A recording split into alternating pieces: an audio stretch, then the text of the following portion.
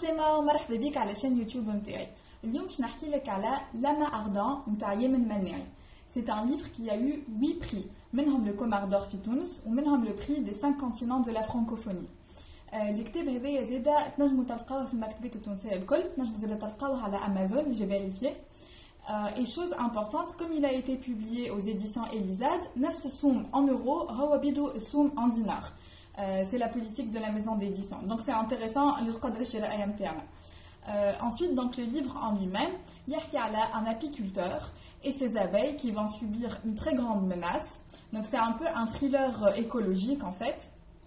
Et tout au long du livre, on va découvrir ce qu'est cette menace et si oui ou non elle va être résolue. Toute la documentation sur les abeilles, sur tout cet univers-là de l'apiculture qui est très intéressante et on apprend beaucoup sur cet univers.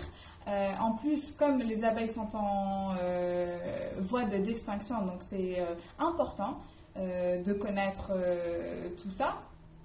Mais au-delà de ça, au-delà de cet univers de l'apiculture, il y a un parallèle politique qui est fait. على خاطر السيد هذايا اللي هو يربي في النحل هو موجود في بلاصة اسمها نوا et c'est un village tout comme le pays où il est qui vient de vivre une révolution. Donc en fait هذا يتفكرنا في تونس mais هو l'auteur ما يقولش expressément اللي هي تونس يخليها هكاك اسمها نوا البلاصة الفيلاج هذاك ولا مثلا سيدي بوسعيد يقول عليه سيدي بو.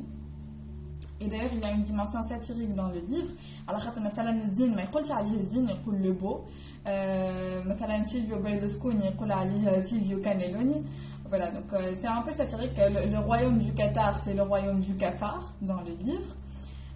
Et en fait, donc toute cette dimension politique, je trouve un pays qui va essayer d'établir une démocratie et qui va vivre ses toutes premières élections.